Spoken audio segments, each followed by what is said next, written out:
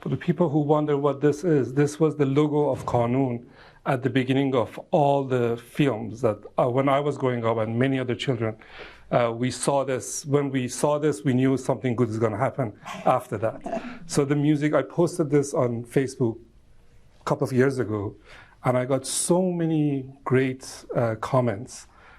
People got emotional over this logo. It always meant a lot of good things to us children back then. So I have to tell you the story of the logo. Please Yes, do. I will, when you're finished. Okay. Actually, you can start. We can start. There's no structure. I have a lot of notes for the conversation today, but it's a free conversation. We'll see where it goes. I'm sure we have a lot to talk about. I'm going to skip introducing you because Michelle did this. Thank you, Michelle. And thank you for Asia Society for hosting us. It's a pleasure. You started Kanoon back in 1965-66. 65, in Zajjal Shah. And you managed Kanoon for 13 years, from... Till 79, when the revolution happened. Yeah. During that time, you did a lot of work. I grew up with Kanoon. I knew things, but when I started listing things, I couldn't believe all these things happened in those 13, 14 years. We're going to go over those things, but tell us how it started. How did you come up with the idea? Tell us that story. And the logo, please. My pleasure. Thank you really for joining us here. It's always a pleasure for me to talk about my life work, because after the revolution, I only survived to raise my boys. My oldest one was already raised in Syracuse University, but the others were still babies. My youngest here was 18 months old. So that's what we did, raise the kids and work. But when we were back in Iran, I was a girl who was married at 16 and a half years of age and had my son like 2 years later, of course. But I always wanted to continue studying, and my ex-father-in-law, who was really not very educated, he said, if she wants to go to university, she should go to university. And thus I went to Tehran University with a belly like this, carrying him. I could barely sit on the chairs, you know, the ones that have a table in front and you have to squeeze in. I couldn't. I was standing in the back of the room because my belly was so big. Long story short, I graduated from Tehran University, and during those years, unfortunately, my first marriage broke up, and I went to, I said, I'm going to continue on this. I was working for the National University Library and all of that. No special training. I have had 1 week of training at the American Society we had in Iran. So I decided maybe I should do a little bit more of knowing about library science. Thus, I got a scholarship from AID, Agency for International Development, and went to Rutgers University in New Jersey. I'm sure you're all familiar with it. I got my master's degree there 18 months later and came back to Iran. And then that's when I have to also interject that the Shahbanu of Iran, the Empress, and I were school friends. We were friends since we were 5 years old at the French school in Tehran. And so when I came back, of course, she already was married, and the queen, the Empress, I should say. So when I first went to see her, visit her after my trip to United States, I said, Your Majesty, we have to have a library for children, because that was my specialty. I had studied children's literature. We have to have one library for children. Okay, so they gave us a piece of land in the famous Park Farah. I don't know what it is called now because they changed all the names Park after Lale. Lale. It's called Park Lale. Yeah. So they gave us a piece of land, and I found an architect who also had studied in the United States, Nader Ardalan, and he started drawing the plans, and it was like taking a long time.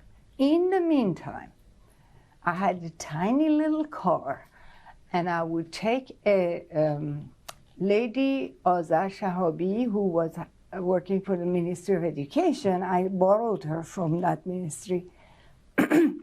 And we would buy the few books that had been published in Iran for children.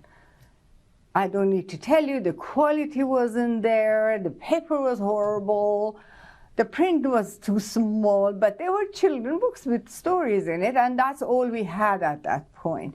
So we would buy collections of those and drive to the schools in downtown Tehran, which is the poorest area of Tehran. I believe it's probably the same way, it hasn't changed. So we would really not go in the wealthy area, we would go to the poorest areas and talk to the principals of the schools, get a room from them, thank God they all cooperated, and start a school library with our few books there, so again, more experience. And I realized that one library in the west area of Tehran was certainly not enough for the whole country. So again, I go to Her Majesty and I say, why don't we have a corporation, an organization, I should say, that takes care of all the children in Iran, providing them with libraries and proper literature according to everybody's age, level of education. Fortunately, the Empress was a great supporter of mine, and without her, all these things that Mr. Kiarostami mentioned, in a matter of few years, we had so many things, would not have happened. It was her support that permitted us to have so much. So anyway, to make a long story short, we started the library, and then we started going to various cities and eventually to villages to establish children's libraries, not adult libraries, children's libraries. Shall I continue, or do you want to ask? You can continue. We're going to go over all of these things one by one because yes. I want to talk about all of it. So maybe you should start asking me because I don't want to repeat myself. No, that's fine. One thing that Kanoon is known outside of Iran for is for the cinema. The films that came out of Kanoon. And then it got a lot more attention when in 2021, Sight and Sound called you one of the 100 hidden heroes of cinema. So people started paying attention to you again because of cinema, but it wasn't just cinema, it was a lot more. It started with libraries, and you had a lot of different divisions doing different activities in the libraries. You had different classes on painting, on chorus, music, and then you expand to publication, films, animation, puppet shows, documentaries, film festivals, the list goes on. Not in that order. Not in that order, I know. But I hope that we're going to go over all of that. Mm-hmm. I talked to some of the old Kanoonis, people from Kanoon, mm-hmm. and they have sent you short videos. I asked them to contain a video to 1 to 2 minutes, not longer than that. One person couldn't stop himself talking, he talked a lot more. I'm going to start playing these short videos in the middle of conversation, so I let them talk about a few things, and then I'm going to continue. If we can play music at the video number 1, please. You have not seen any of these. No. من به سهم خودم من چون به هر حال در اون دوران 50 در کانون پرورش فکری کودکان 2 تا فیلم ساختم. 2 تا از عزیزترین فیلمامو که یکیش سازدهنی بود و یکیش انتظار که هر دو به دستور و به لطف خانم امیر ارجمند ساخته شد. یعنی اون موقع ایشون قدرتی داشتن که اگر پای یک سناریو امضا میکردن اون ساخته میشد، اگه امضا نمیکردن اون ساخته نمیشد. خیلی دوره عجیبی بود و با اینکه فیلم سازنی شد، فیلم زیاد چیزی نبود برای اون موقع، ولی به هر حال این خانم از من پرسید که چرا میخوای این کارو بکنی. گفتم که من این داستان کودکیمه، من فکر میکنم که بتونم این رو با بچهای امروز شیر بکنم، بهشون اینو نشون بدم و یه مقداری زندگی خودم رو بتونم رو پرده ببینم، به عنوان یک فیلمساز، به عنوان یه کار شخصی بکنم. چون من قبل از اون چند تا فیلم ساخته بودم به طور حرفه‌ای، هیچ وقت شانسی نداشتم که فیلم خصوصی خودم رو بسازم، تجربه شخصی خودم رو بسازم، مثل سازدهنی و انتظار، که کانون این شانس به من داد. و اصولا کانون یک چیز بزرگی در این مورد داشت که ما دیگه مشکل گیشه نداشتیم، مشکل اکران نداشتیم، مشکل هیچی نداشتیم، یه خود پول کمی میگرفتیم ولی امکان خیلی زیاد و با یک آزادی مطلق که بتونیم اون چیزی رو که میخوایم بسازیم، که من ساختم و فکر میکنم که این فیلم الان بعد از نزدیک به 45 سال هنوز مونده و الان برای نسل جوان که من فکر میکنم که یک اتفاقیه و همیشه راجعش صحبت میکنن. و من پس باید اینو بگم که اگر که ما قبول داشته باشیم که ریشه اصلی سینمای مدرن ایران پایش در کانون پرورش فکری در دوره 50 ریخته شده، پس ما باید بگیم که خانم امیر ارجمند سهم بسیار مهمی در این سینمای مدرن ایران داشتن، چه حتی آگاهانه یا غیر آگاهانه، من اینو نمیتونم بگم، ولی به هر حال یه چیزی که مهم بود، خانم امیر ارجمند سناریو رو میخوند و البته مشاور داشتن، آقای فروزش، البته همکار خیلی خیلی نزدیکی داشتن، جناب آقای شیروانلو خدا بیامرز که مرد بزرگی بود و حق بزرگی به هنر مدرن ایران داره ایشون به جای خودش. ولی اگه خانم امیر ارجمند پای یک چیز رو امضا نمی‌کردن اون فیلم ساخته نمی‌شد. و خب ما نگاه کنیم در دوره 50 فیلمایی که در کانون ساخته شد تماما به دستور ایشون بود، تماما به خواست ایشون بود. من نمیدونم چقدر آگاهانه یا ناخودآگاهانه یا اینکه رو وظیفه یا رو شناخت، که مطمئنم رو شناخت باید باشه چون که به هر حال یه وظیفه سنگینی داشتن، یک سری فیلم ساختن که تونستن مسیر تاریخ سینما ایران رو عوض کنن. آقای شیروانلو خیلی چیزش مهم بود، کاری که در اون موقع انجام میداد، یعنی روی ساختن فیلم ها، روی انتخاب کارگردان ها، روی جمع‌آوری موسیقی با احمد احمدی و کتابایی برای کودکان نوشتن و نمیدونم کتابا رو ما میبردیم موقع تو دهات نشون میدادیم و کتابا رو توی کتابخونه ها میذاشتن. و از همه چی مهمتر علتی که فیلم سازی با وجود اومد در کانون که فکر کردن که بچه ها رو بتونن در گرمای تابستون جمع کنن، بیارن توی کتابخونه که بتونن هم زیر ایرکاندیشن خنک باشن، هم چیز باشن، هم بتونن یه فیلمایی ببینن که بتونن ازش تجربه جدید در زندگیشون بگیرن، یا یه موسیقیای گوش کنن، موسیقی اصیل ایرانی که کانون جمع میکرد، یا کتابایی که کانون میداد نویسنده‌های معروف بنویسن یا غیر معروف حتی. به خاطر همین من فکر میکنم که ما بایستی خیلی عادلانه از خانم امیر ارجمند، از آقای شیروانلو و بعد از ایشون آقای ابراهیم فروزش بزرگ، چقدر این آدم به ما کمک کرد که ما فیلممون بسازیم. به من، به آقای کیارستمی، به آقای بیضایی، به تمام بچه‌هایی که اونجا فیلم ساختن و تمام بچه‌هایی که فیلم‌های کارتون می‌ساختن. کارتون رو یکی از چیزایی بود که خانم امیر ارجمند خیلی پوش می‌کرد که ساخته بشه. ما اصلا کارتون اون موقع نداشتیم. به هر حال بهتر خیلی آنست، همونطوری که من آقای کیارستمی خدا بیامرز قبل از مرگش ما تو ژاپن چند بار راجع به موضوع صحبت کردیم که چقدر خانم امیر ارجمند حق بزرگی به گردن سینمای مدرن ایران داره و پس ما باید خیلی خیلی ممنون باشیم از اون کاری که اون موقع انجام دادن ایشون و همچنین من باز از سوسن ایجن سوسایتی در نیویورک که گاد نوز که بعد از 1000 سال برای کسی به این فکر افتاد که این کارو بکنه.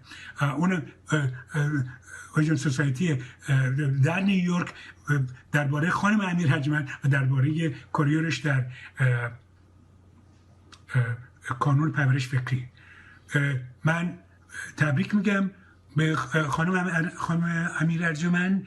شما رو من اصلا ندیدم و همون موقع یکی دو بار که میخواستم فیلم بسازم فقط میامدم با آقای فروزش یا اینا سناریو به شما میدیدم، شما میخونین، بعد صدا میکردین، با من صحبت میکردین اینا، یا نه با هر کسی. البته من از شما شخصا خیلی ممنونم و فقط اینو بگم ریشه که ساختین در کانون شما با آقای فیروز شیروانلو و آقای فروزش و همکارای دیگه شون و تمام این 6 طبقه‌ای که دائما فقط راجع به این اهداف فیلم یا کتاب یا موسیقی برای کودکان کار میکردن.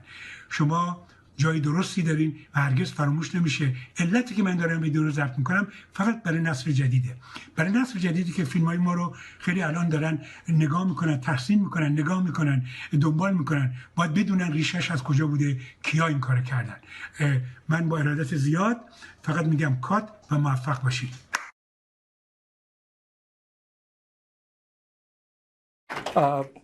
I think most Iranians, they know this guy, but for non-Iranians, this is Amir Nadiri, one of the most famous Iranian filmmakers. He actually, the first time that after revolution a film came out of Iran and won a prize in international festivals, people think it was my father, but it was Amir Nadiri.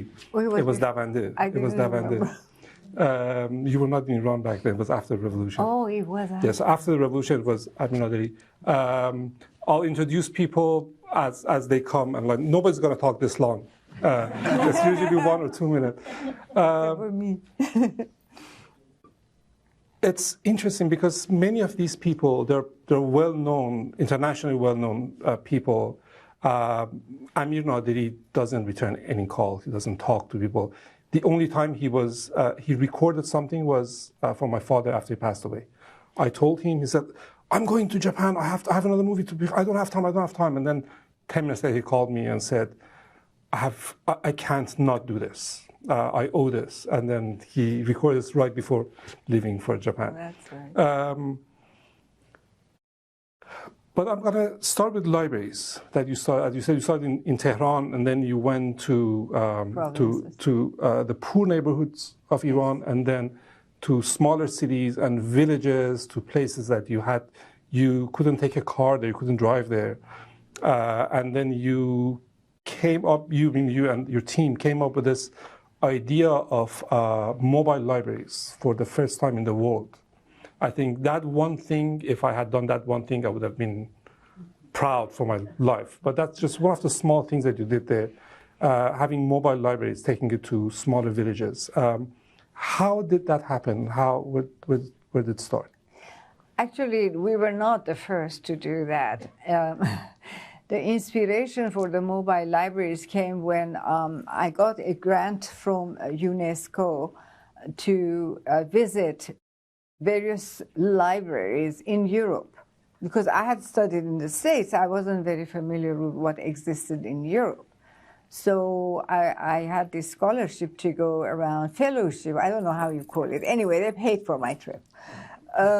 To go to Germany, Belgium, France, Holland, you name it, I went.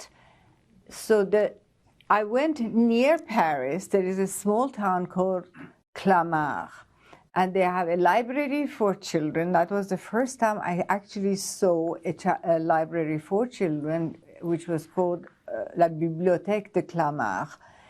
And what I saw was these buses coming and having shelves of books in them, and taking books, and children, like they were lending these books. And I was like, how did this exist? Well, it did. Because during my time in the US, I hadn't seen any such thing. So that was my inspiration from the Clamart Library in France. Came back to Iran again, went to the Empress, and I said, we have to have mobile libraries. So we started with bigger cities, not the ones where we could have permanent libraries, but those that were too small to have a permanent library. The mobile library started in smaller cities. And then gradually, as Mr. Kiarostami mentioned, it went to smaller and smaller and smaller locations to the point where I remember one time I was visiting my libraries regularly. We went to Kurdistan, which is a province in Iran where the Kurds live. I'm sure all of you have heard about the Kurds and the headdress that they have. The two heads of the tribes I was visiting came to me and they said, "We are willing to work for you." They were heads of tribes. So one day I'm sitting in Tehran and my secretary said, "There are two gentlemen here with odd headdresses to see you." And here were my two Kurds, came all the way from Kurdistan to Tehran to meet with me. They came in and they said, "We are willing to work for you. We will do it ourselves." That's how really those mobile libraries, but how? On mules. We had these things made, I don't know how there's no such thing. You know, like you have a saddle, you have things hanging here with pockets. This is what they had with huge pockets on the two sides of the mule. And we would put the books, they were all cataloged. It wasn't just dumping books in there, they were all cataloged. They had card catalogs, like we have the US kids have at their disposal. And they were going with their mules up to the mountains and the hills because the Kurds and the tribal people move all the time. In the summer, they're in one region. In the winter, they're in another region because of the weather. So they would go up to those hills to take these books to the kids. And that's how my mobile libraries really, the idea started with that. And when they came to Tehran to visit it, it was just incredible. So one time, I have to say this story. I went somewhere and the library was on top of a huge hill. There was no road. There was nowhere they couldn't take me there. No road. No jeep could even go there. So what did they do? They made stairs in the hill. Stairs. They had dug out stairs so that I could put my foot, go like that, until I reached the top of that hill. That was another amazing experience in my life, that they had made it. And then when I reached the top, their women had all their gold coins, they had all these ornaments and the best things they had. They were wearing and welcoming me, and they had killed a big mutton or whatever, and it was unbelievable. I wish I had the pictures, but unfortunately, when the revolution happened, I had like 200 albums of photos. I had to leave everything behind because I had the kids to carry out. I couldn't take albums. But time and again, people who realized where I was or found me somehow, they have been sending me pictures of those days. So I have a tiny collection which I have shown to Mr. Kiarostami of those days and those times I went up the hill. So that's how our mobile libraries started and prospered. And they are called libraries, but they are a lot more than just libraries. I mean, I was going through the list of the activities that you had in the libraries that usually started in Tehran, but then you had these things in remote places as well, the same philosophy. You had painting classes, storytelling, introduction to science, art, and history figures, intro to countries and ethnicities, film screenings, discussion, and critic program on different topics, including the books you had in the library. So you not only had the books, you had discussions around those books with those kids. Contests, poetry contests, like mushaire. Poetry. If you don't know, that's something like freestyle rapping. So we had freestyle rapping in the libraries back then. Chess, exhibition, again, teaching music, painting, chorus, filmmaking, theater, acting, and some of these people who went to classes even after you left Iran. They became prominent figures. I'll talk about them. And then you gave cameras to some kids, and this is long time ago. It's not the digital camera time, for kids to make films and to get familiar with this, with the process. 8mm films. So it wasn't just a normal library that you go and you borrow a book and you read. You had all these different activities. How did you do all these things in those libraries? And then why? Tell me how it happened, because one of the things I remember many years ago in France, I was talking to a friend. He said, one of the rules here is whatever we have in big cities, we have to have in small villages as well. And I thought that's one of the biggest challenges in the third world countries. I think it's the biggest challenge, but then you have in other countries, even here in the States, that you have some things in the bigger cities, but you don't have those services in the other places. You made sure to have all of these things for everybody, everywhere. Indeed, I did. Why and how? Tell a story. As we spoke the other day together, he was saying, everybody comes and does this big project. They always have a plan. Everything is written, paragraphs, 1, 2, 3, 4. These are the things we are going to do. Kanoon wasn't like that. Everything, and I don't take credit because you're not going to, if there is a professor here of university, they will say, what are you talking about? You have to have a plan. Never had a plan. Everything came like I encountered, like I told you about the Librairie de the Bibliothèque de Clamart. I just saw this inspiration. The same thing happened with our book publishing, with our filmmaking. Everything was just an idea. When I was traveling, I saw something and I said, we have to have this for Kanoon. But of course, as Mr. Kiarostami pointed out, it wasn't limited to Tehran, the capital city, or the other big cities. I wanted everyone to have the same experience and the same. And yes, as you mentioned, a lot of our future filmmakers came from very little provinces or towns. They didn't all originate in Tehran, the capital city. Thank God for that, because the purity of their inspiration showed in their work, and that's what we wanted. So that's how little by little every department of Kanoon came to existence, just on the spur of the moment, because we felt, we need books, but it's good to have also slides.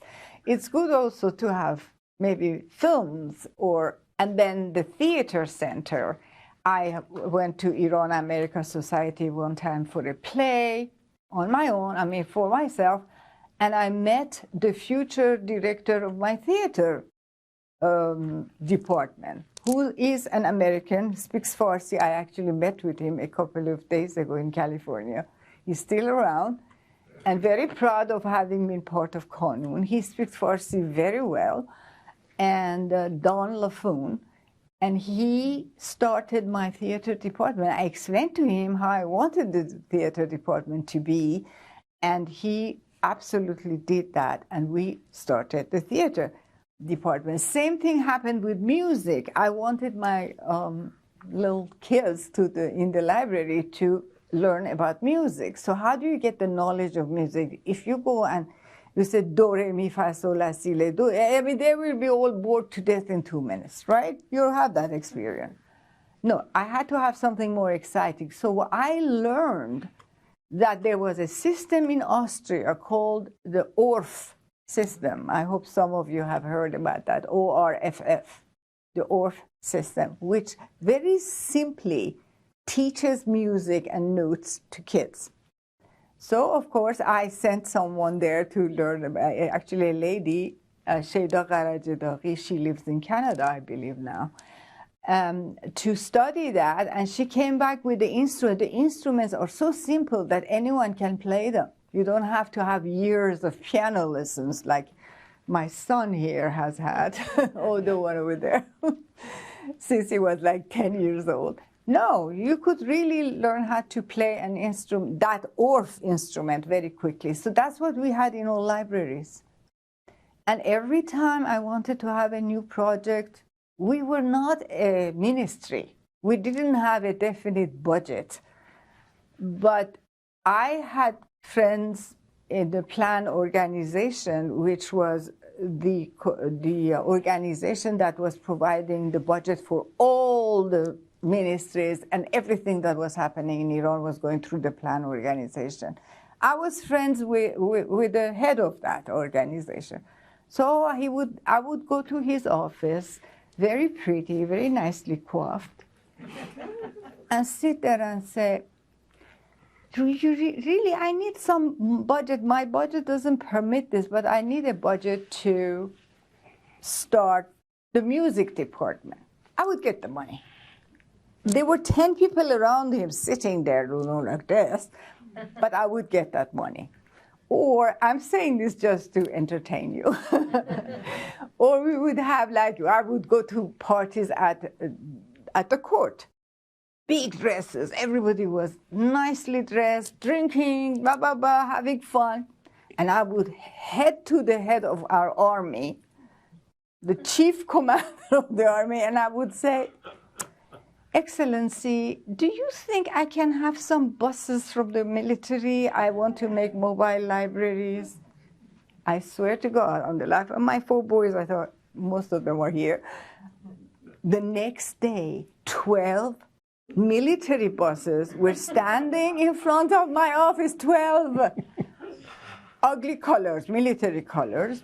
So, of course, my people rushed in there, tore out all the seats, and we built a library inside those buses, painted them blue as the color of Kanoon, and put the bird of Kanoon on the side. And that was the beginning of our mobile libraries in buses. Your son mentioned yesterday to me that was basically all the parties that you went to. You were targeting people, going to them, asking for things, right? Yes, I was going to parties to get something. And it's a good thing I was young and pretty. Today they wouldn't do that. But those days, yes, absolutely. And if you don't do it, I'll go tell Her Majesty.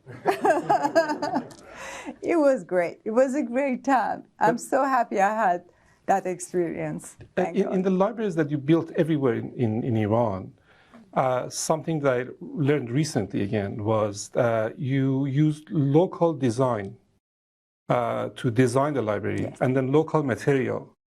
And then it wasn't just that. In the program, you taught local traditions. Like in northern of Iran, you had local music, gilaki music, and dance. At the same time, you introduced them to the culture and traditions of the other tribes in Iran. If you don't know, Iran is a very, very colorful country. We have different tribes, from Kurds to Turks to Persians to many of them. In south of Iran, we have very dark-skinned people. North of Iran, we have green eyes. So it's a very colorful country with their own tradition, with their own language. They don't necessarily speak the same language. So in a way, you both took care of paid attention to the local traditions. Indeed. At the same time, you taught them about the other ones.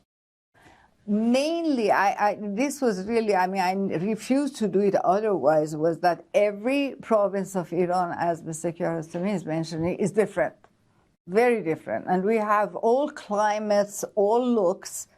It's like last night we were having dinner, and there's a lady here with blonde hair and blue eyes, and I said, yeah, in the north of Iran, they all look like you. And this is impossible. Iranians are all black hair and black eyes. No, they look like you.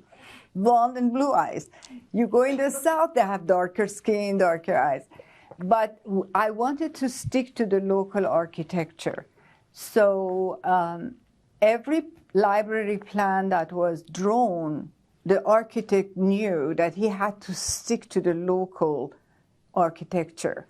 Like sometimes we even had they were making bricks out of mud material that we were talking there, the khesht, or in Isfahan, you have heard about Isfahan and all the historic monuments we have there.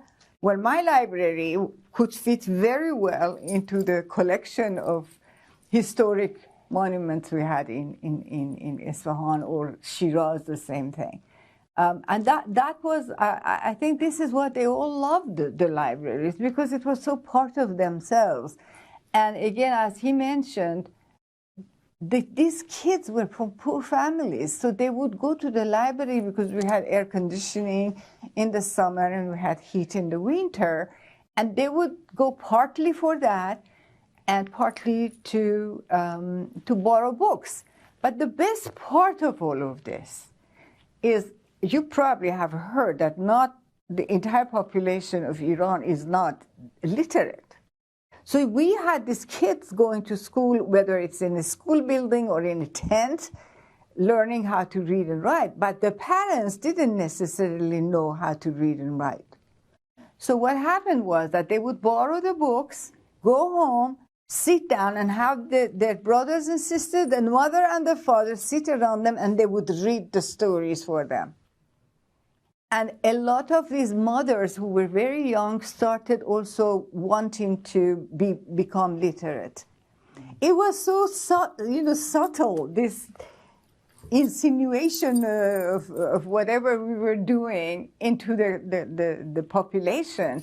Not directly, you have to go to school, you have to be in such and such grade, but really through the parents, through the influence we had. And this is really one of the best achievements we had, that we could really penetrate deep inside the population, even in the adult. And in the villages, like I have to speak about our mobile library. I bought this big truck from Germany, a huge truck from, actually it was the Mercedes-Benz, whatever. They just built this truck for me.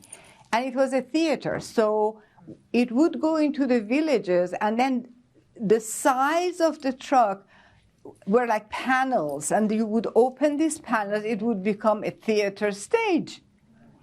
So the whole village would come and sit around the truck, red, painted in red with the bird of Kanoon on it. And then my actors, my theater department, they always had these black tights on, and then they would put on plays for the village. Not the kids, the entire village was there. Sitting on the, sometimes on the earth, nothing special. But this big red bus, imagine coming to the center of the village, opening the panels, and having a play for the entire village. It was amazing. It was amazing. They really enjoyed it and appreciated what we were doing. The last thing I want to say about the libraries, there's so many things that we can talk about, but by the way, we have an hour and a half here. We're not going to leave after an hour and a half. We're going to stay here. It's going to take longer. No, just if you need I don't to want tell them people. to hate me. One of the films that we have as part of this series that we have this month, the screenings that we have at the Age of Society, is called Narrow Red Line, which is about bringing theater therapy to juvenile jails, and which is a very interesting and new thing. He's the only person who's doing this right now. But then I learned, of course, 50 years ago, you had libraries in jail, and not just libraries, you had painting classes and other things. Tell us about that. Well, it's a good thing he keeps reminding me of the stuff we do. Yes, at one point I said, well, the juvenile centers are also the children of this country. And they should be exposed to libraries and books and whatever else we had. So we started, we had to go through all sorts of red tape and get the permission to go into the jail. My librarians had to go inside the jail. And we established libraries in juvenile detention centers for these kids who started reading. And I remember that they were mentioning to me at some point that some of them had become brilliant in reading in English. Somehow it sort of opened the whole world to them. And another incident I have to mention is I had just had my Aydin, who is what, 43? Five? Ooh, don't make me old. I was in the hospital, in the maternity, whatever, hospital, having him, and I was resting, and then it was so funny because people from all over the country were sending me flowers. Mrs. Amir Arjomand had a baby, so everybody was sending. The corridors, the hallways of the hospitals were full of flower baskets. Every day, these mobile libraries I was telling you about, either blue or red, whatever, they would come in front of the big courtyard of the hospital, and my people would come with these baskets of flowers, put them on the buses, and then one by one, the buses were leaving. And everybody was saying, what's going on? First of all, where are these flowers coming and what are these buses? Well, lo and behold, these buses were going to the jail and detention centers where the kids were kept and taking the flower to the hospitals, the children's section of various hospitals, and putting the flowers in various rooms so the kids would enjoy fresh flowers, which was never available otherwise. So, yeah. So we went to jail, we went to hospitals, we went everywhere kids were kept. But the experience of me having a baby and the buses coming and taking the flowers that were sent from Monsieur here to various schools was unbelievable. It was a souvenir that is unbelievable. We can talk for hours about just the libraries, but I want to move on to the next one.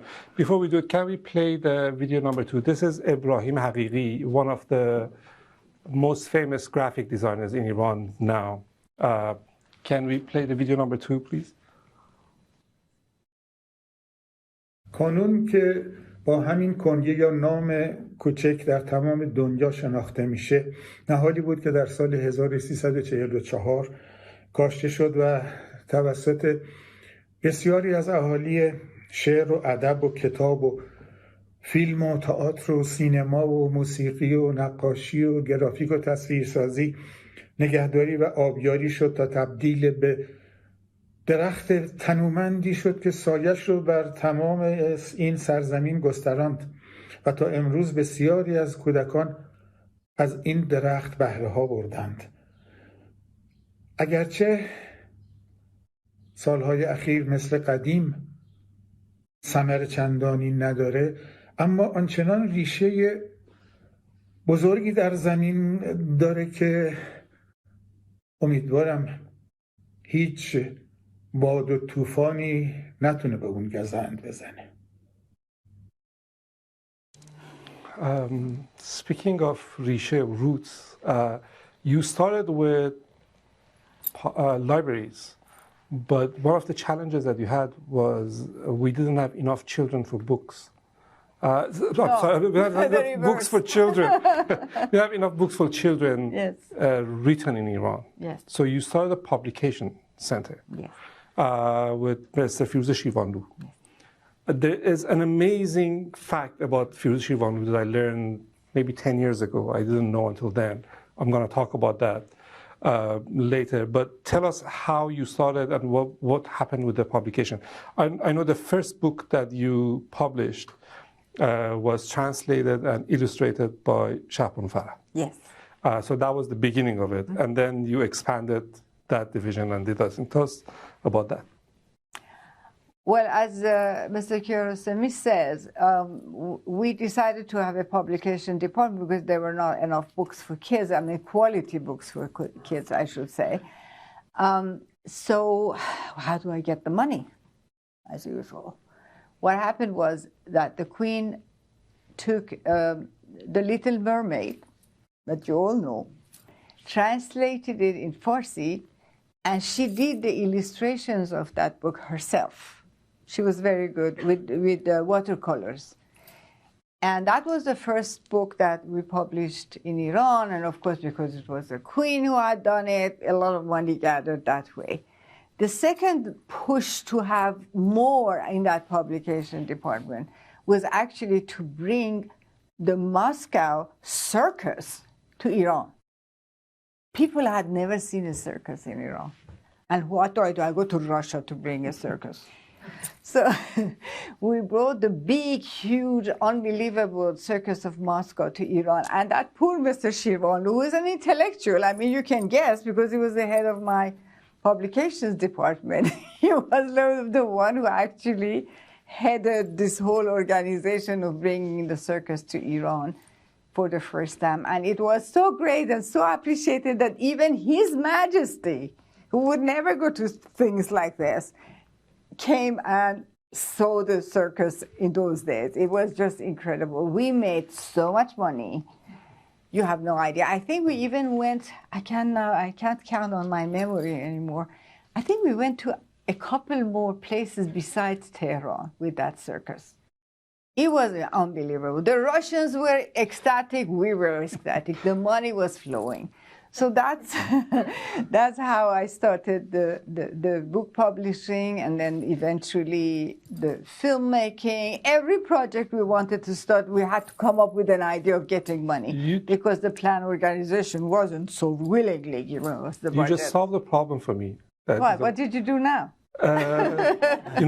After my father passed away, I started organizing things and putting things together, and he did films and also graphic design and illustration and photography and all of that.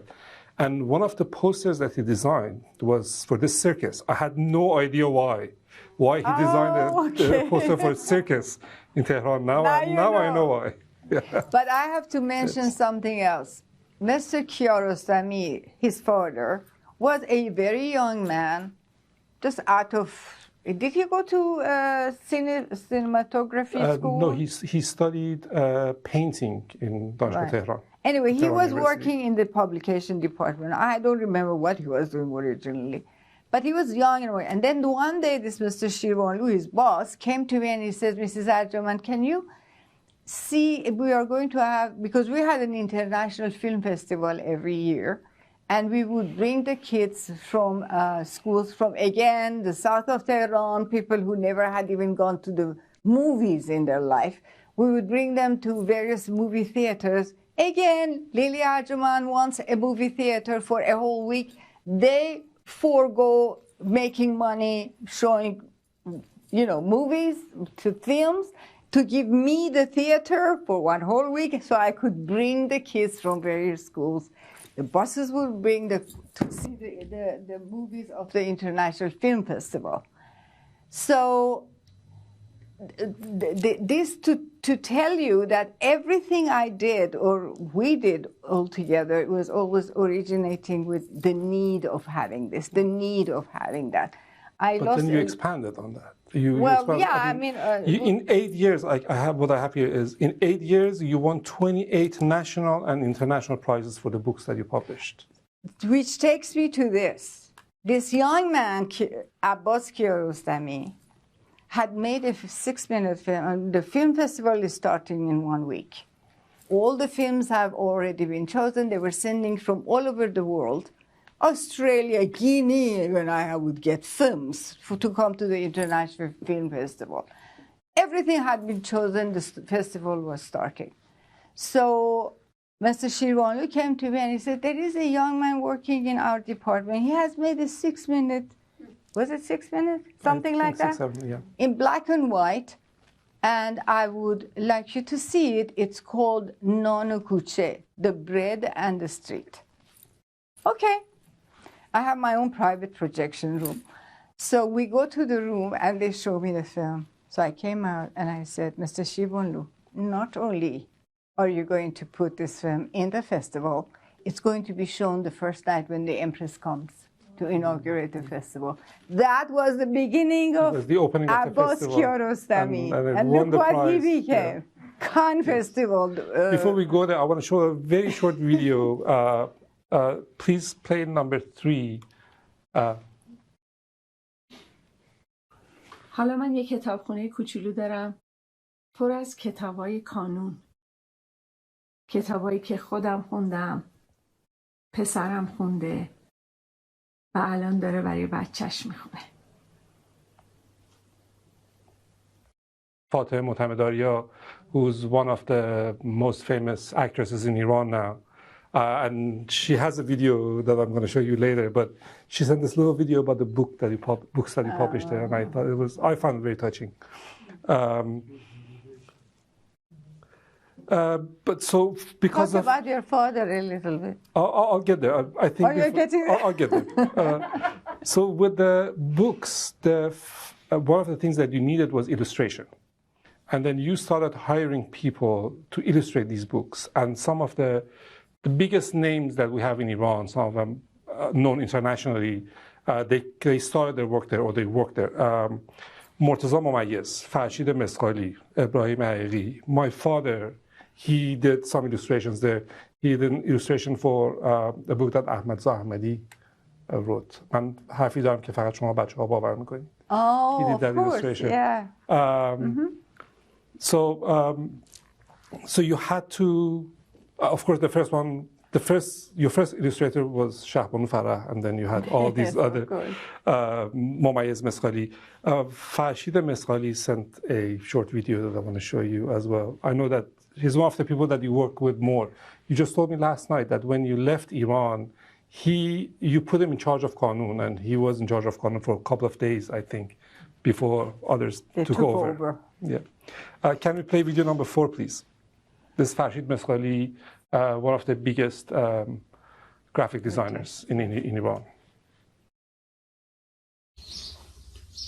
واقعیت اینه که درباره کانون و نقش اون و تأثیر اون صحبت کردن در 1-2 دقیقه‌ای که در اختیار من گذاشته شده امکان پذیر نیست. چگونگی حجم کاری که در 12 سال شد و گسترش از یک آپارتمان کوچیک به بیش از 150 کتابخانه ثابت و سیار که هزاران کودک را در سراسر ایران پوشش داد و علاوه بر امکانات دسترسی یک کتاب به اونها انواع امکانات آموزشی در اغلب زمینه‌های هنری رو دادن و با ایجاد بخش‌های انتشارات و فیلمسازی و تئاتر به یک از مهمترین مراکز فرهنگ دنیا برای کودکان و نوجوانان تبدیل شدن، به زمان و جلسات متعدد و بحث و گفتگو نیاز دارد. و واقعاً صحبت درباره نوع مدیریت خانم لیلی امیر ارجمند که این تشکیلات وسیع رو چگونه اداره می‌کرد و چگونه فرصت‌های دست نیافتنی را به این سادگی در اختیار یک نسل جوان قرار داد و چگونگی کسب منابع مالی برای کانونی که برای سالها هیچ بودجه تخصیص یافته‌ای نداشت در 1-2 دقیقه امکان ندارد. بنابراین از این فرصت کم فقط میتوانم برای ابراز احترام و ستایش برای سرکار خانم لیلی امیر ارجمند استفاده کنم که چه ساده و پربار این اتفاق بدون رقیب را ممکن کردند. کانون به من فرصت زیاد و بی‌دریغی برای انواع فعالیت و تجربه داد. سالهای خوش و پر از انرژی و فراموش نشده. با تشکر فراوان، فرشید مسقلی. You are so tricky. I hadn't seen this. Thank you. Thank you. Thank you. I think that's all everybody has to say about what you did at Kanoon. I'm glad that I had the opportunity to let them say it directly. Yes, thank you. So going to film festivals. You started film festivals long before you started producing films in Iran, Yes. Making films. In the first film festival was 1966, I believe. Yes. And then many big names came to the festival. Saul Bass, Jacques Tati came. Tell us about the festivals before you started producing films. We were lucky, actually. He only mentioned 2 names. Do you have more? the list is long. I just picked two. We started, we said again that kids have to have the opportunity of seeing children's films and, that things that were made for them that was not available in Iran. So that created the idea of having an international film festival, which really, the first year was a year after we started the whole Kanoon. Again, I was always encouraged and helped by Her Imperial Majesty because she was young, I was young, and we were getting excited about doing some projects. So, and with her help, I always got the budgets I needed. So that's why when we decided, and then we invited Salbaz, that I am sure some of you know, he's like so famous in the United States, and he came. I think to myself, like, okay, this is a best opportunity to go see Iran. I mean, who pays out of his own pocket to come to see Iran? But these people are intellectual, they're filmmakers. Of course they want to see Iran. So we invited them, they came, which is great because here they were, Salbaz, I had him. Or Raoul Servet, who's Belgian, I bet you have his name too. He was making films in Belgium, and to whom I sent Mr. Zarin Kelk, another of my people, who was an officer in the Imperial Guard. He was in the military. Took him out, became an illustrator. Beautiful, beautiful work. Took him out of the... And the Queen was always laughing because she knew that he was one of the officers of her guard that I had stolen. And so, yeah, that's how I mean, they helped us. And they gave, like, I sent Zarin Kelk to Belgium for a short time. So he learns really how to make animated film. We never had it before. They were just improvising. Mescaliko that you mentioned, yep. He was sitting there drawing like 55 times the same thing and then making it move. That would become animation. I mean, they were just learning on themselves. So I sent Zarin Kelk to Belgium, and he learned like technically and scientifically how to make animation. Movies came back, and then he, of course, worked with his other colleagues. And that's how this officer of the Imperial Guard became one of the best animation producer, director, artist, whatever you call it. They call him the father of animation. They called him the father of animation. Yeah, that's how it happened. But it's altogether also, but almost everybody that designed books for you tried doing animation at least once. Like Mortaza Mayez did animation there. Farshid Mesqali made animations there. He did. But he was sitting there drawing that thing like 65,000 times because we did to make it move.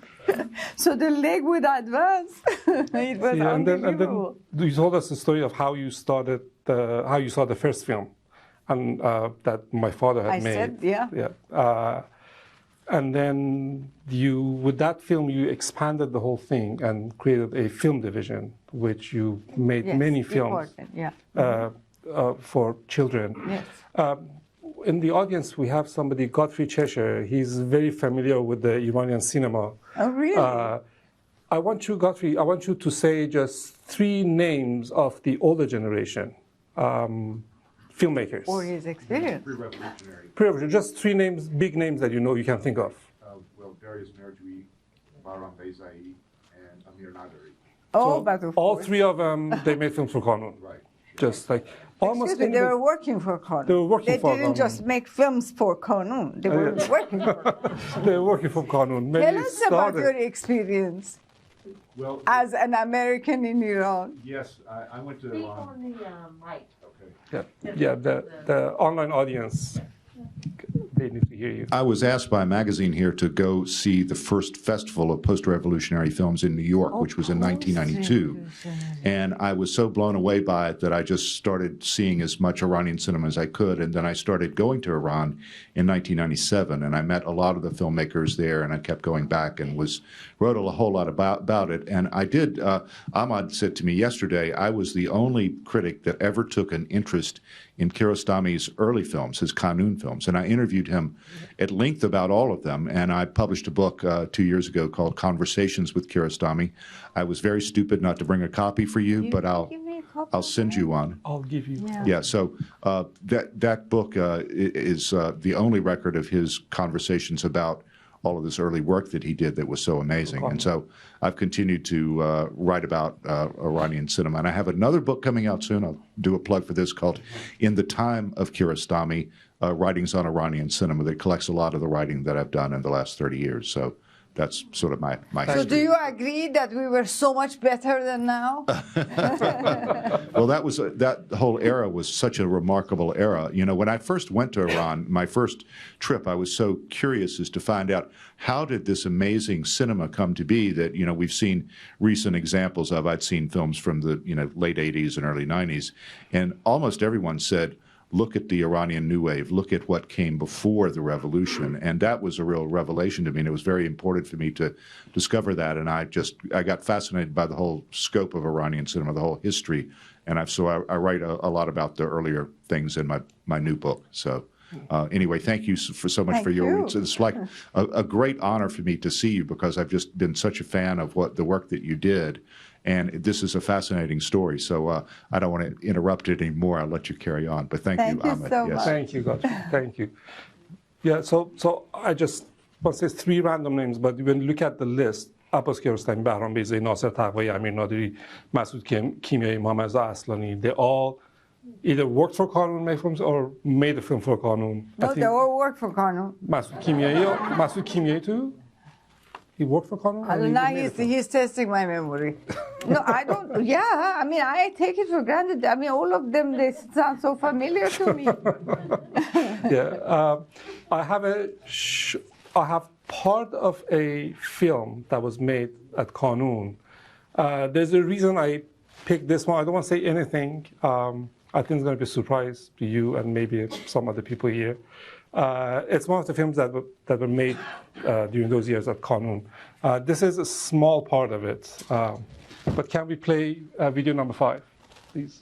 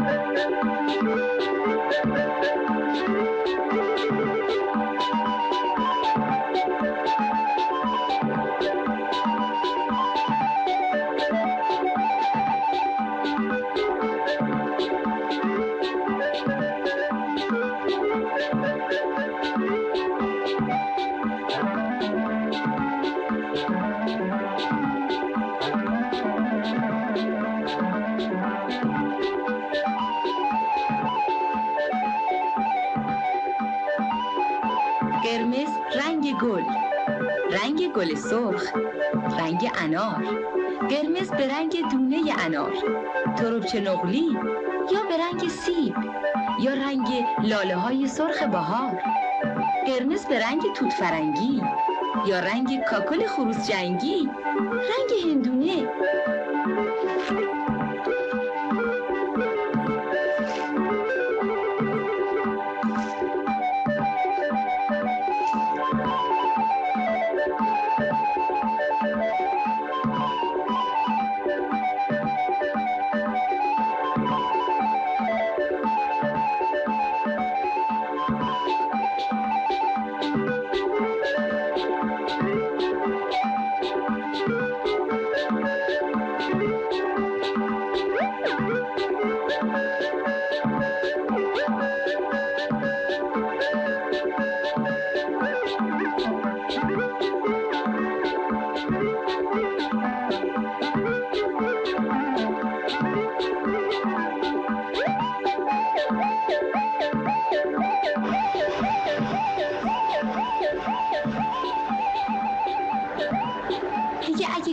قرمز رنگ چیز؟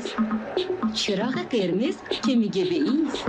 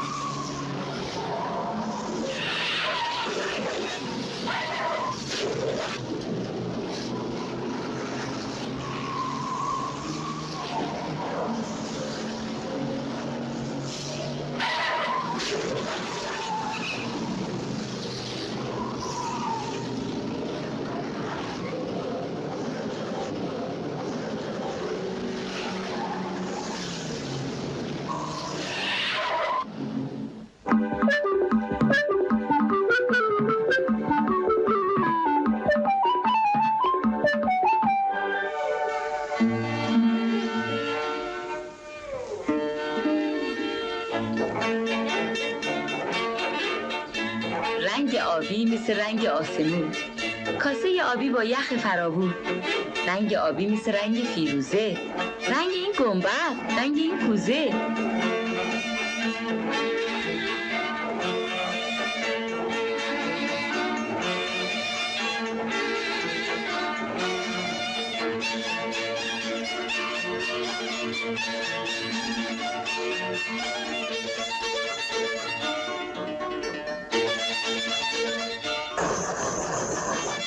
رنگ آبی مثل این مداد تراش. بس بچه شون اینقدر نتراش.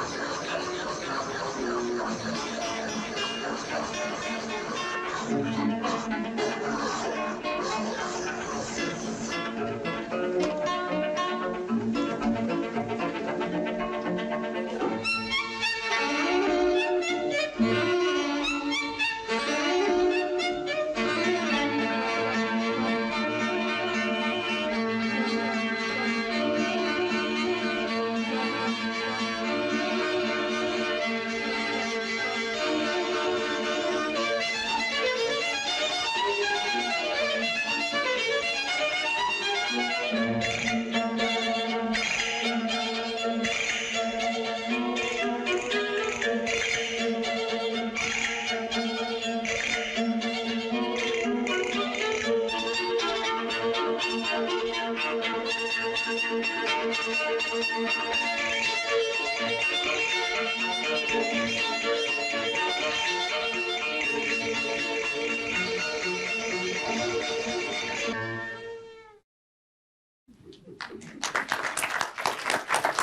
And that child is 53 years old now. I was going to say that you said from your 4 sons, most of them are here. One was missing, so I'm glad that he could join us. He's still in Naples.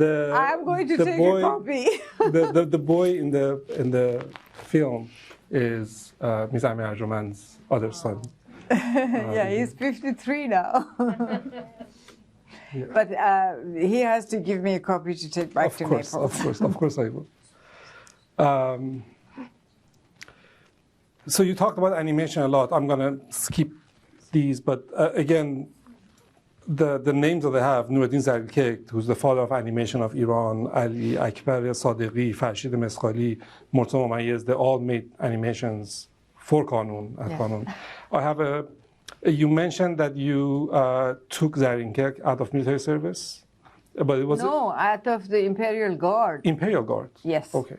But it wasn't just Zarilkek, it was also Sadiqi. Sadiqi as a...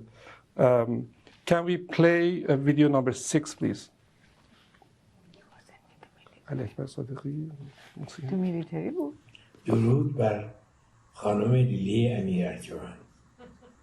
من شما مرا وارد یک دنیای دیگه کردی و یه خاطره بسیار خوب از شما دارم، اینه که وقتی که من برای اولین بار آمدم کانون که افسر نیرو هوایی بودم، شما خندیدید و گفتید دیگه از فردا با لباس معمولی بیار. خیلی ممنون. از انقدر خاطرهای زیاد از شما دارم که یکی از خاطراتش. خیلی ممنون که منو وارد هنر انیمیشن کردید. سلام. بذارین همینطوری خیلی ساده بهتون بگم، اگر امروز در ایران شاعری شعر می‌سراید یا موسیقیدانی ترنمی میکنه یا سینماگری فیلم با ارزشی تولید میکنه و یا هر کسی دیگه که هر کار هنری میکنه امروز وجود دارن، همه مدیون کانون پرورش فکری کودکان و نوجوانان هستند که در 50 سال پیش، ولی فقط در طول 1 دهه، این آموزش ها و این پرورش ها رو به کودکان دادن و امروز ثمره اونها به صورت اشخاص بسیار شاخص پیدا شدن. من درود میگم به خانم فریخته‌ای که این کانون رو بنیاد گذاشت، خانم لیلی امیر ارجمند. شب و روز شما خوش. This is the guy that you took out of the Imperial Service. Yes. Zarilkek. Yes.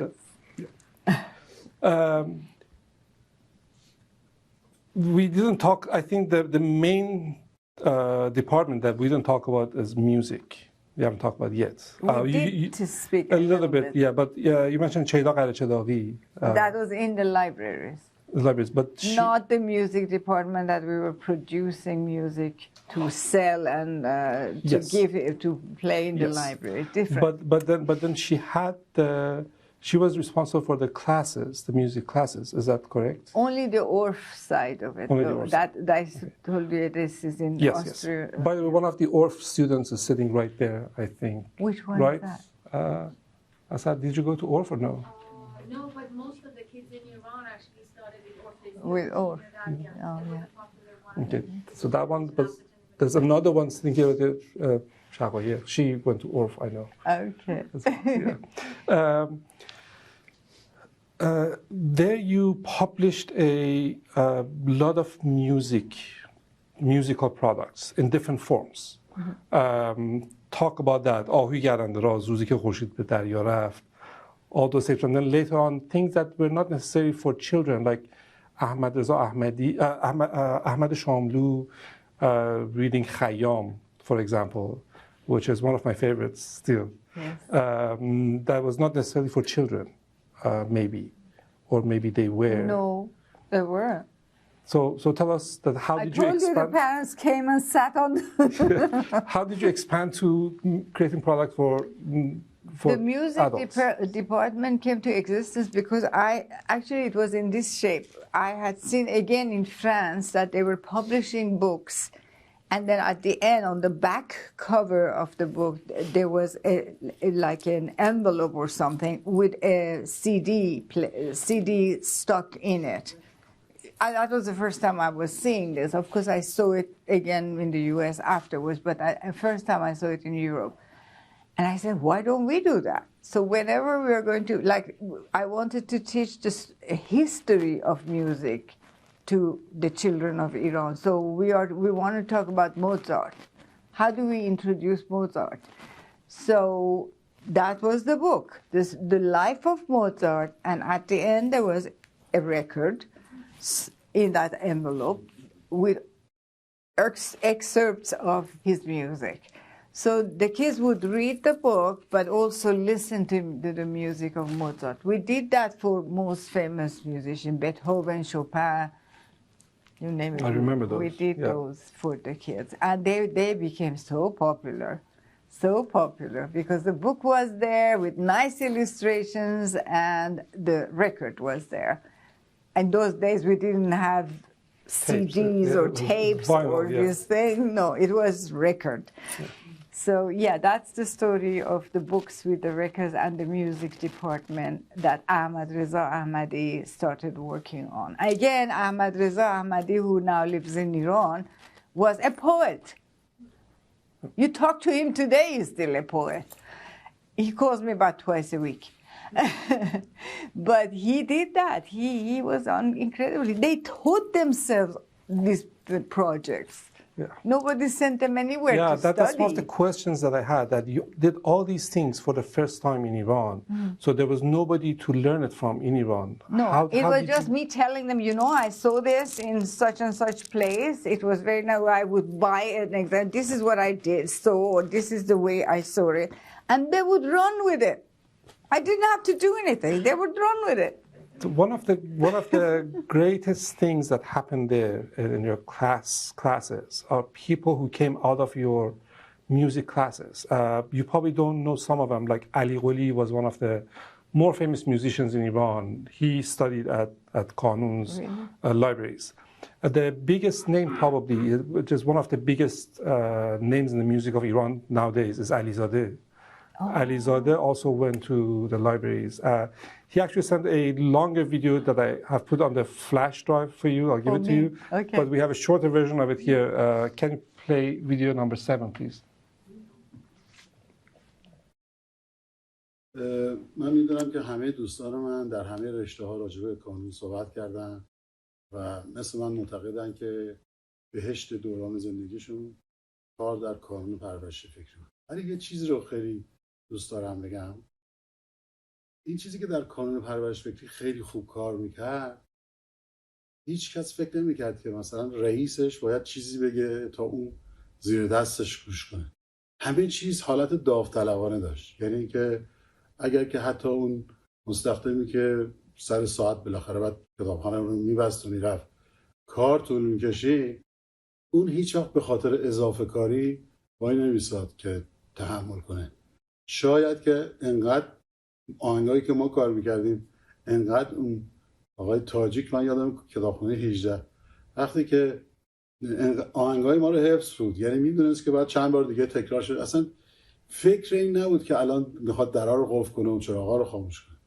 حالا اینو بیایم ببریم بالاتر، یعنی که بهترین، یعنی من فکر کنم که این بهشت یکی از فرشته‌هاش خود شیدا قرشتاقی بود و تمام مربی‌ها که زیر دست شیدا کار میکردن، اینا همه باز حالت داوطلبه داشت. تا همینجوری بریم بالا، خانم لیلی امیر ارجمند یک مدیریتی اعمال کرده بود که همه عاشقانه کار میکردن. اصلا کانون جای رئیس و یا کارمند نبود. درسته که سلسله مراتب وجود داشت، ولی انقدر عشق جریان داشت تو این مکان تو این سازمان در واقع که هیچ کس فکری نبود که فقط کار اداریشو بکنه.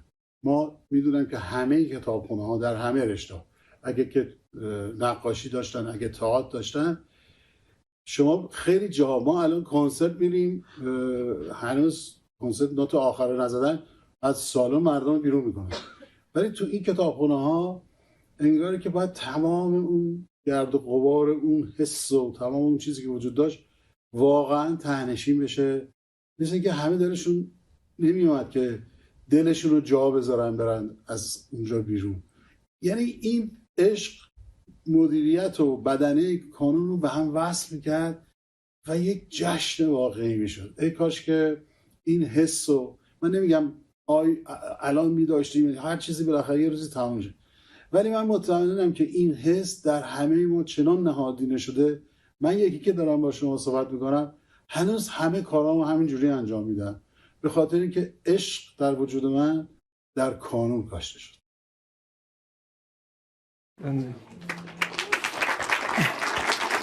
And this is what I keep hearing from everybody, that ishq, love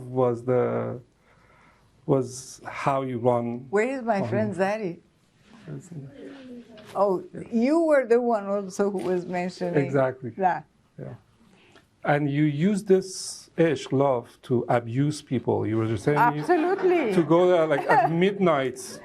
Tell the You story have to of ask midnight. Zari to tell you that story. Zari, get can up. you please come to, Get please, up, please come get to the up so microphone they hear you. so people online can hear you as well. No.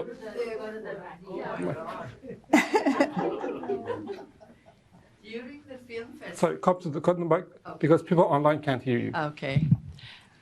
During the festival, or rather before the festival started, we would have to prepare a lot of things for the festival.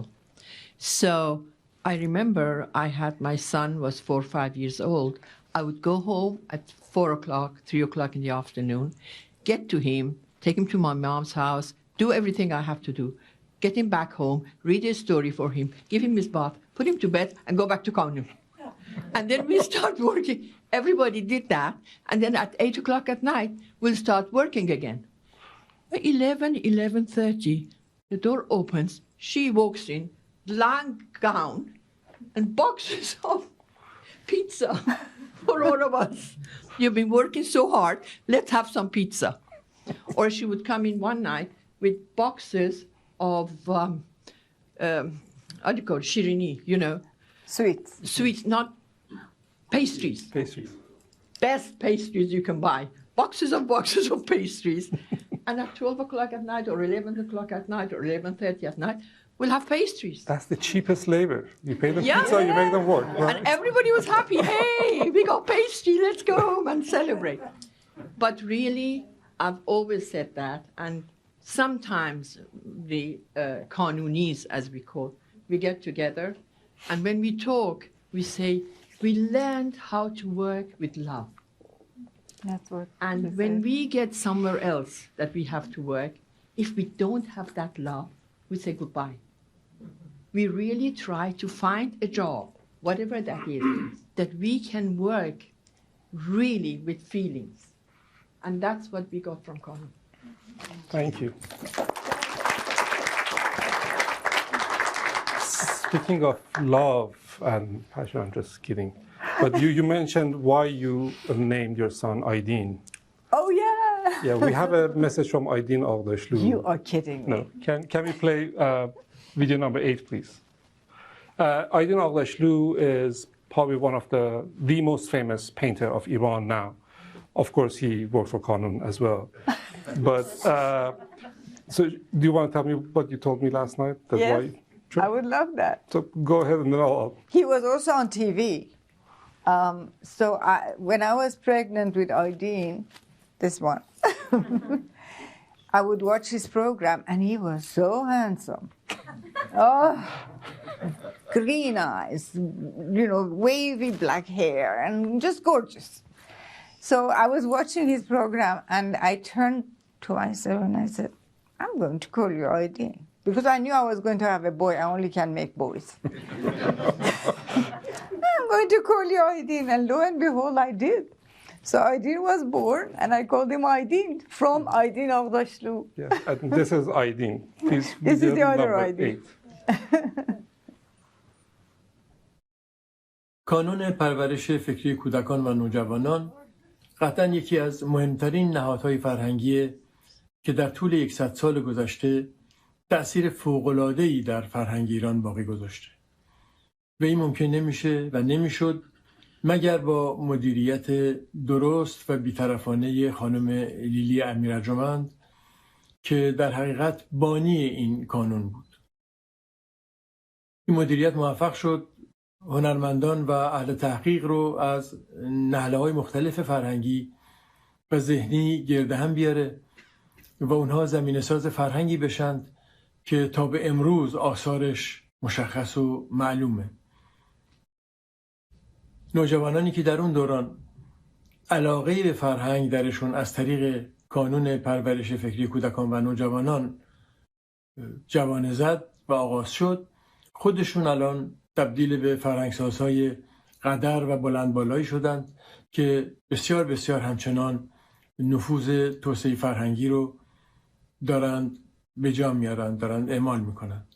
و من در اینجا باید حتما از خانم لیلی امیر ارجمند مجددا یاد کنم و تشکر کنم از زحماتی که در این مدت کشیدند و این نهاد کم نظیر رو موفقانه ایجاد کردند و راه بردند. These blue eyes.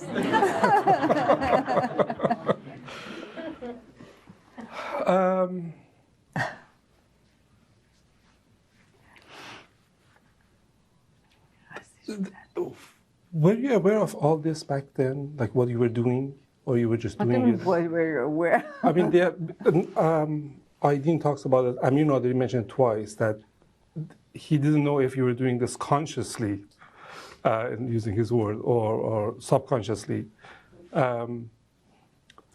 I was doing it consciously because I started the project, but I was doing it, I was inspired by whatever I was seeing outside, so it was also unconsciously. Yeah. It's a combination of the two. I'm going to cut short. I know it's been a long time, so like in next 5-10 minutes, we're going to wrap it up. But I have one very important thing. This is the most important part of this conversation for me personally. It's as I was going through this and learning about Kanoon, I just realized something that was a big surprise to me. I grew up with Kanoon. I thought I know everything, and then every little corner I found something new. But in the big picture, the biggest surprise to me was the value system that you had at Kanoon. These are things that nowadays in the US we're struggling with. Everybody's talking about. These are big words about the organizational value system. And I've listed them, every single one of them. You had it back then, 50-something years ago in Kanoon. Gender equity. You were the head of an organization, female. You had 3 sons when you were doing the managing Kanoon. By the end, I had 4. You had 4. No, but you delivered 3. You had 1 before, and yes. then 3 after, while you were managing Kanoon. Yes. Equal opportunity, as far as I know, and I asked around, payments were the same, men and women. There was no difference. Innovation, accountability, integrity, passion, quality, teamwork, authenticity, diversity, inclusivity. This is a very important one. Meritocracy. And then I was just, as a joke, I wrote environment ? It's like this was the only thing missing back then, environment. And I was talking to her son yesterday. I said, "Oh, you don't know about the Kanoons using the local material and local design in the libraries?" So environment was checked as well. So all these things, all these things, 50-something years ago back in Iran, you were really doing it without talking about it. And all these big buzzwords that we have nowadays, how did that happen? I mean, that can't be just by chance. It was. It really was. Something was happening. We had the inspiration, and I had a group of fantastic young people around me working.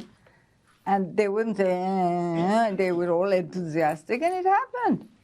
But, some of the things you may say, like, Equal payment, I understand. Oh, that, yeah. You were a woman, so gender equity, all of that, I understand that. But the part that was very interesting to me, I said I'm going to talk about Firuz Shirvanlu again. Yes. About 10 years ago, I learned that Firuz Shirvanlu spent 2 years in jail because he knew he was part of the group. He was a leftist, and he was part of the group who knew about an assassination that were planned against Shah. And then they knew about it, and he spent 2 years in jail. And then he comes out of jail and becomes one of the main figures of an organization who's working on intellectual development of children. Like, this is unheard of. This is so counterintuitive. And then you look at the people who work there. You have people from all over, like, of course, leftists. There were like big group in Iran back then. Many of them that spent time in jail. They would come out and they would work for Kanoon. To the point that Mr. Sabiti called it Lune Zambur. Yes. The beehive. Beehive. Yes. That is not just chance. Like Samad Behrangi, one of the biggest leftists, he published Moisiyar Kuchulu there. My first book. The illustration is amazing, but you read the story, it's like absolute left. I want to say propaganda in a way. But it was such a beautiful story back then, and the book was so beautiful. So how did you get these people to work there? How did you get permission? That part of it, I'm Call baffled. me an idiot if you want to, I won't mind. But I never realized that people will interpret the little black fish that he said like extreme left. I never realized that this was something this would be, because he denied it that it was, but maybe it was. I never realized or thought of it or looked at that story as a political propaganda or a political story. It was a beautiful story of a little black fish, and I had to publish it. I was so out of these political games they had. You have no idea. And call me an idiot if you want. That maybe I was an idiot. It wasn't so bad to be an idiot sometimes. It's not. How did you get permission? Because I know it wasn't easy. It never happened in Iran before or after. Yeah. So we had, I'm sure everyone here has heard about the big security organization in Iran called the SAVAK. I mean, the first thing they started talking about after the revolution was how bad the SAVAK was and how much they made people suffer. Well, the number 2 at SAVAK, by the name of Parviz Sabiti, for some reason, I get acquainted with him because every other day, one person from the publication department would come up and say, Mrs. Arjomand, they have arrested so-and-so. Mrs. Arjomand, they have arrested this one. So, telephone. Hi, Parviz, this is Lily Arjomand. They have arrested my guy in the publications department. Just let him go. I swear this is how it went. I'm not exaggerating. The next day the guy was freed. And I said, I promise you, as long as he will work for Kanoon, because I was best friend with the Queen. I mean, who could be closer to them? I said, as long as they work in Kanoon, I personally guarantee that they won't do anything against the regime, the Shah, or the imperial family. And they never did. During my time, they never did anything. They could call us the beehive, but nothing bad happened.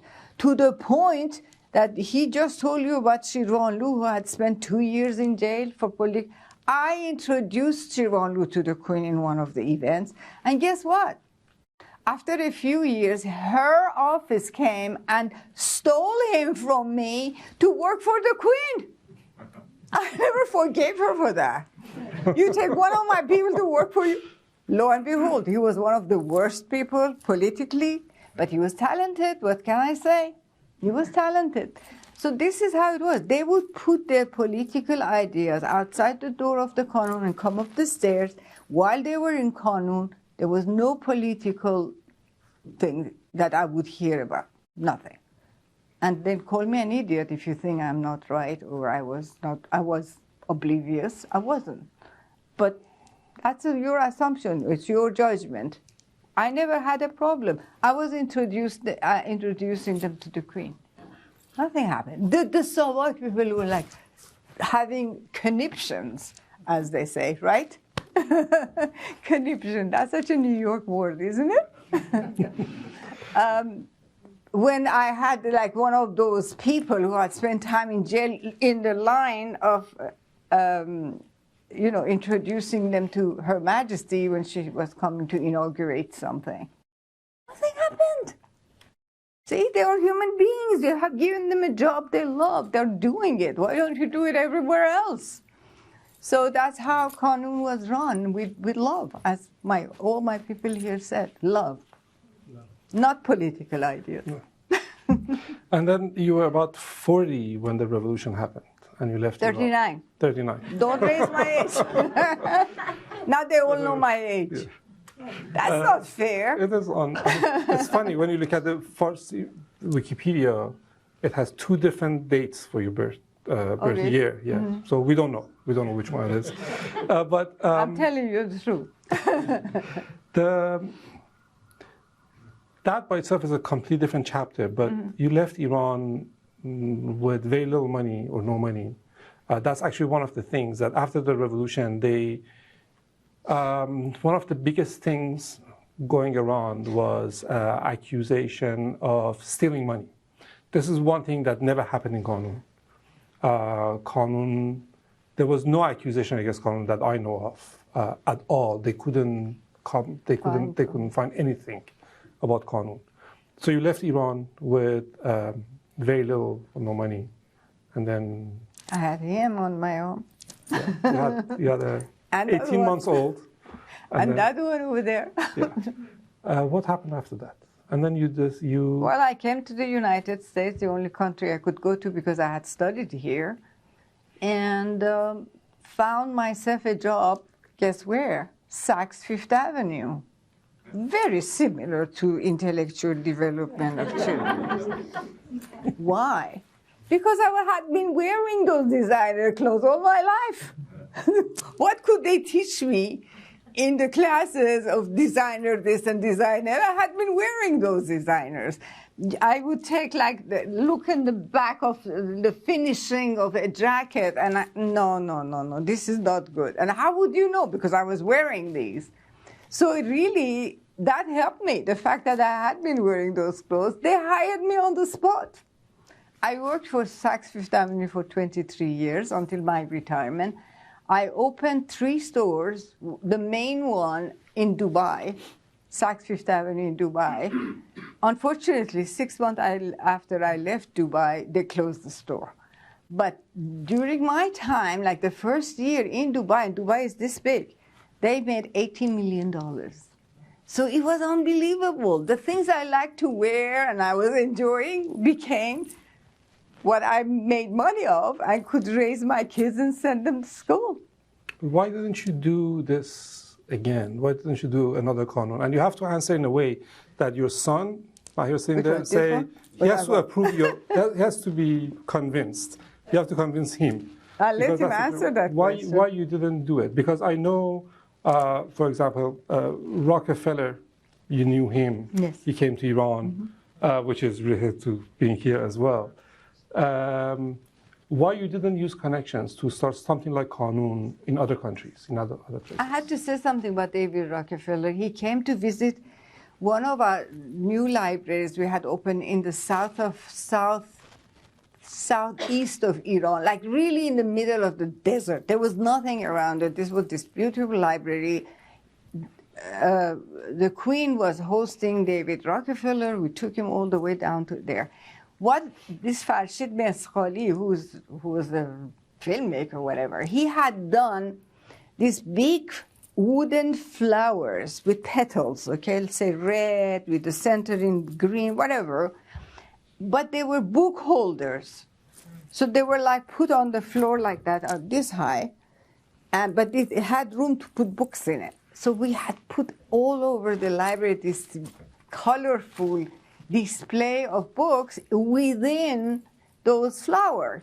He fell in love with this. We had to dismantle one of those flowers, and he took it on the plane back to the United States with him. Do you know that one of the first people who saw me after the revolution, nobody wanted to talk to me. All these people who were Mrs. Amir Arjomanding me before, they didn't know who I was after the revolution. He did see me. He tried to, and then he said, I don't know what you can do. I mean, you're in a level that I have to take one of my senior vice presidents and put you in their place, which obviously you couldn't do. So he was not capable of helping me to get me a job, but he did see me and he appreciated the work. But that's funny, isn't it? That they dismantled these book holders and he took them back to the United States with him. That's my story. So, but why didn't you do it? Okay, so. I thought you had the answer for that. I don't have the answer. He's asking you the question. But I said you would answer the question. Why? Do you want to answer the question? No. Do you want me to answer the question? Your mom wants you to answer. So please go to the mic so people can hear you.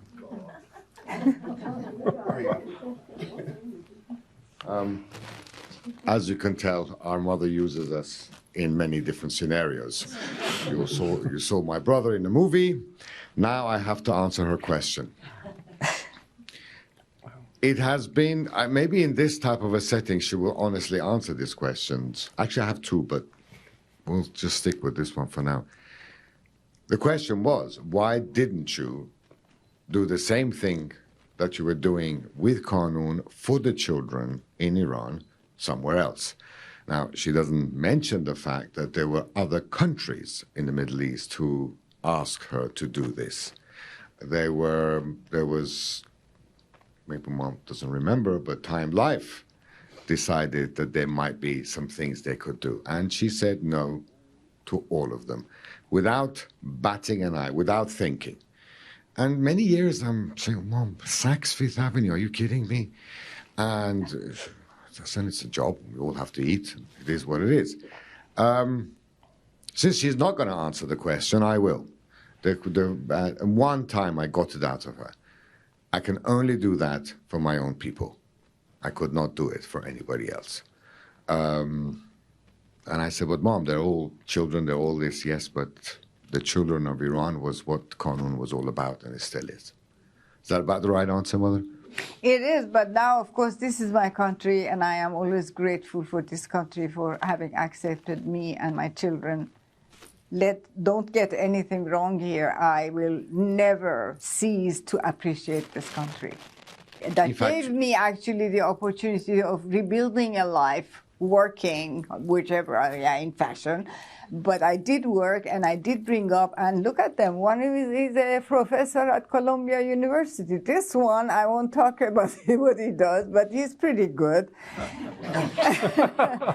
My youngest is he's getting to be very well-known photographer, and he does a lot of fashion inspired by his mother. So my Shaheen, who is not here, is unfortunately he's handicapped, so he lives with mother. So that's But the he's reason. an artist. He Is an artist with his left hand because he's paralyzed on his right hand side. With his left hand, he makes visuals that are incredible. You have a question? Oh, yeah. Maya, show that. That's Shaheen's work, the one who's paralyzed. Actually, it's the one who did the movie about colors.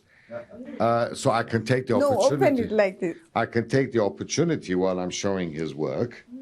As of tomorrow, we're going to start mobile libraries between Brooklyn and Bronx.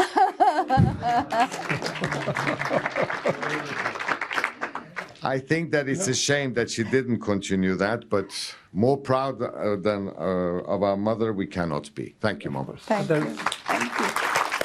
You know, as a closing, there was an expression, "Bachoi Kanoon," children of Kanoon. Always, when I was a kid, I thought that doesn't mean they were kids. No, but I thought... Kanoon, like you could be one of them. So yeah, I now. thought when I was a child, I thought it's me, like children of people who work for Kanoon.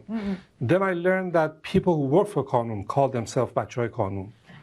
And then like your father. And then Simin Motamedariya, Fatou Motamedariya, who's a very famous actress in Iran now, she sent a video, and I want to use that as a closing. I don't think we have time for Q&A, but we don't have time for that, unfortunately. But I want to use this video as a closing. Can we play the last video? اینجا کتابخونه شماره 13 کانون پرورش فکری پارک نیاوران، جایی که من توش بزرگ شدم، کتاب خوندم، از 9 سالگی آموزش دیدم و بعد در 14 سالگی تصمیم گرفتم بازیگر بشم. همه اون چی رو که امروز توی کارم دارم، موفقیتم، شهرتم، اعتماد به نفسم توی کار، خلاقیتم، هر چیزی که به هم نسبت بدن و خوبه از کانون اومده. ما بچه های کانون همیشه، حتی اگر پیرم بشیم که شدیم، هممون به هم میگیم بچه های کانون. بچه های کانون الان تکثیر شدن. افکار شما خانم امیر ارجمند تکثیر شده هزاران هزار و تا بی نهایت تکثیر میشه. مانا باشید، سلامت باشید، آرزوی دیدارتون رو دارم.